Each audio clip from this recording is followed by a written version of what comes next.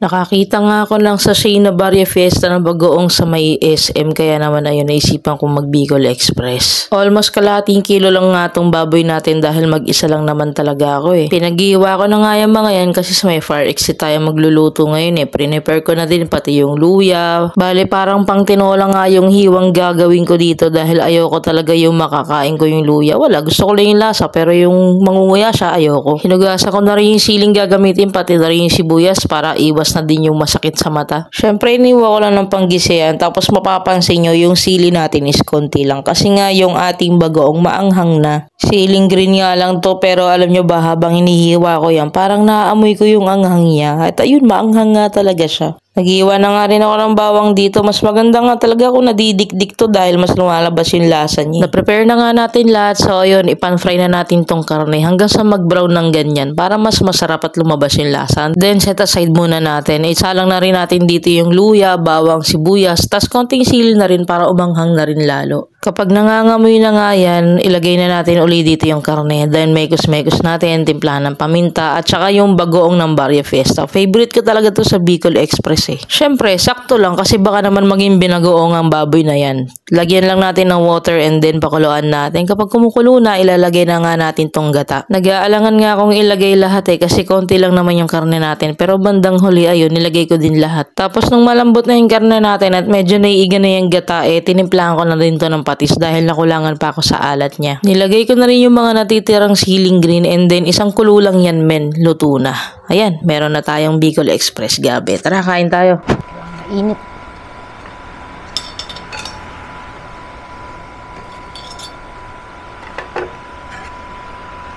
Dito yung kanin ko sa gilid.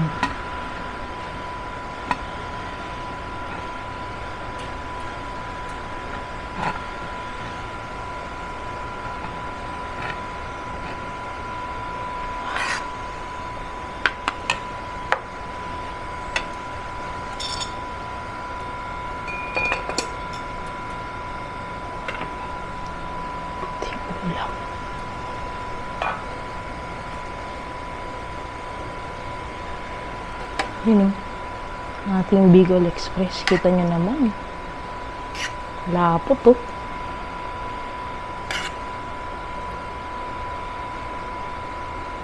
Sarap na ito. Ang dami. Hindi ko na-expect na marami.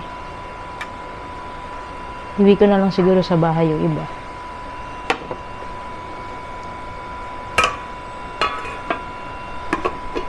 Baka mauwi akong bataan mamaya eh. Tara, kain na po tayo. Ano? Bicol Express.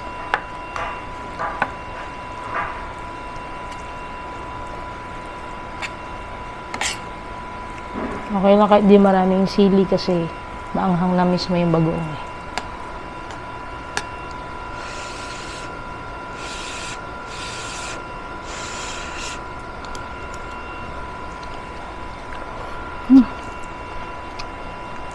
Init.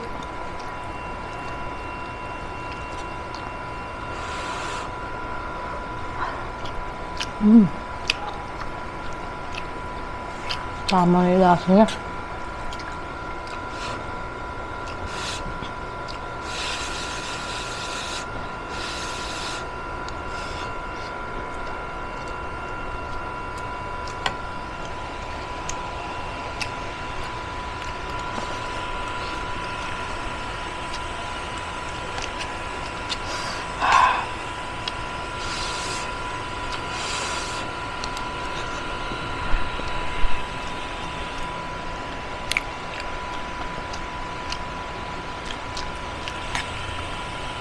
Kalat yung kanin niya para lumamig.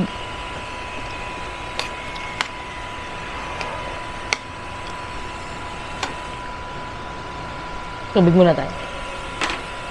Bumili ako ng tasa. Actually, pang ano ko to, pang tea. Pero gamitin na natin dito sa tubig. Tapos may juice tayo mamaya.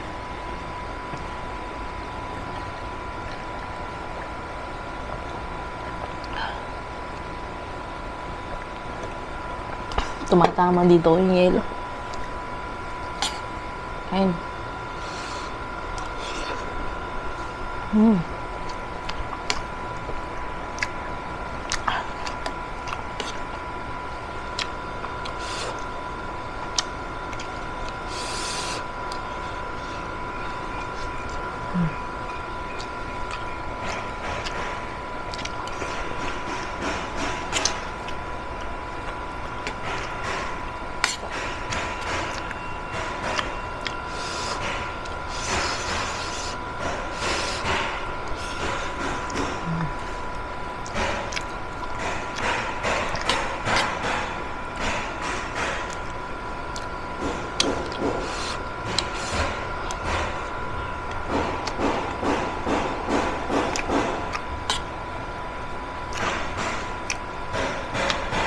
Tagal kong di nakakain ng Bicol Express, ah.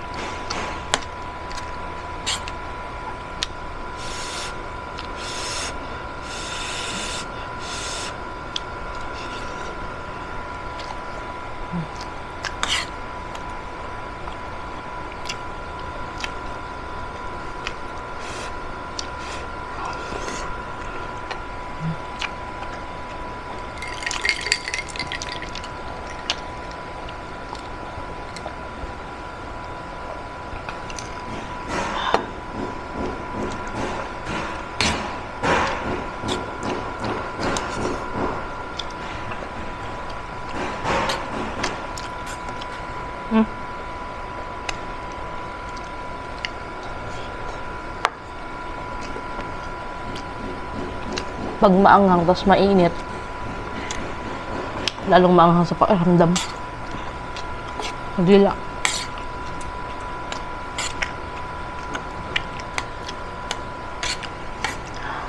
Nakakasipon agad, ah.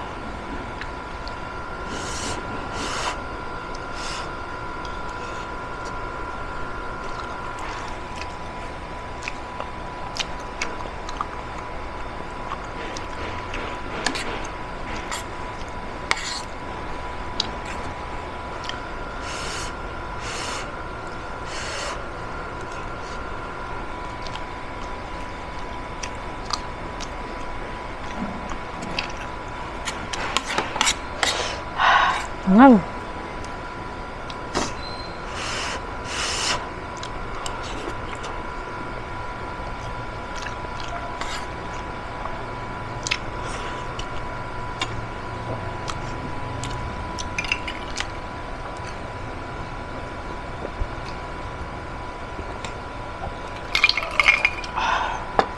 Salin na natin to. Hindi ko na gagamitin yung straw.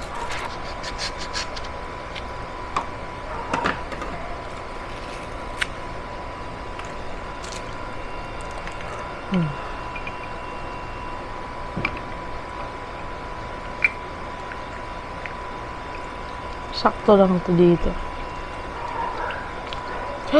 Di pala, may yellow kasi.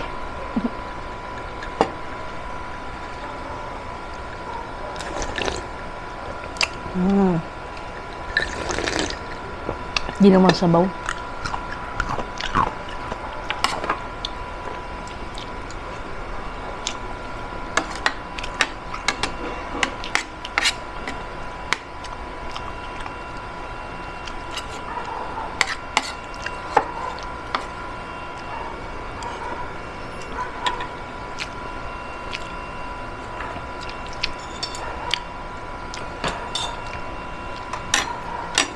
Konting kanin pa.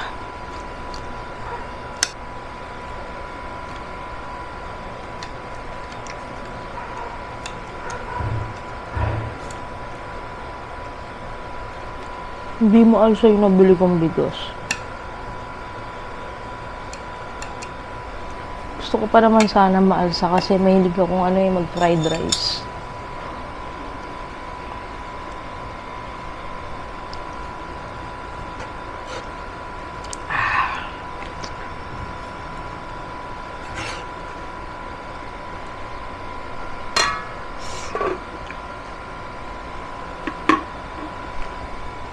Maanghang plus malamig, acid is real.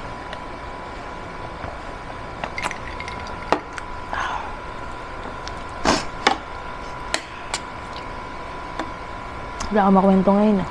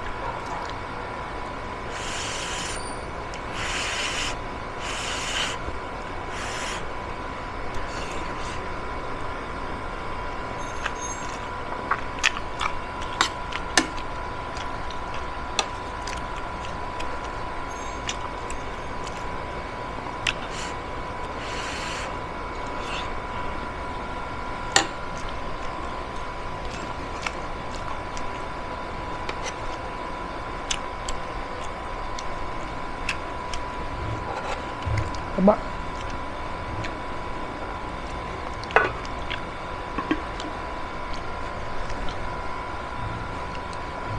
Grabe. Medyo tahimik lang din ako ngayon kasi baka kasi merong night shift na natutulog, di ba? Kaya naman.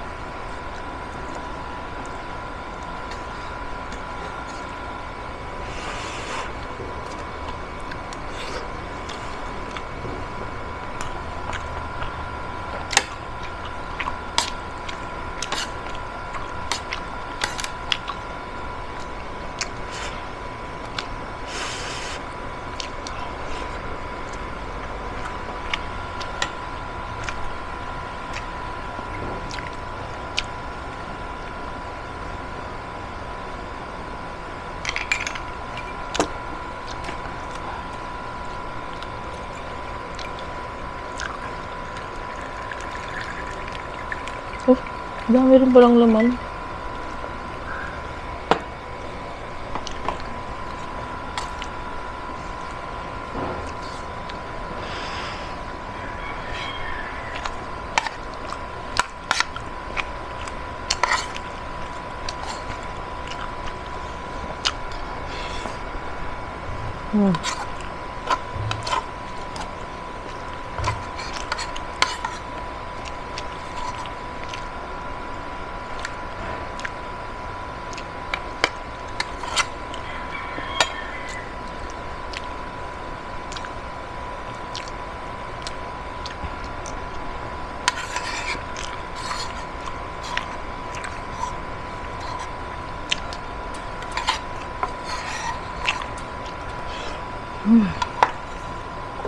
Ang hang.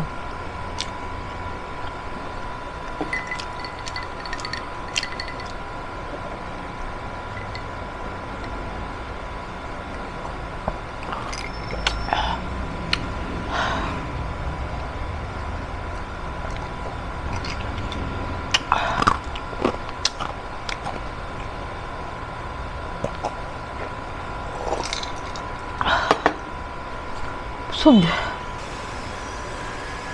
Wala na. Tulala na.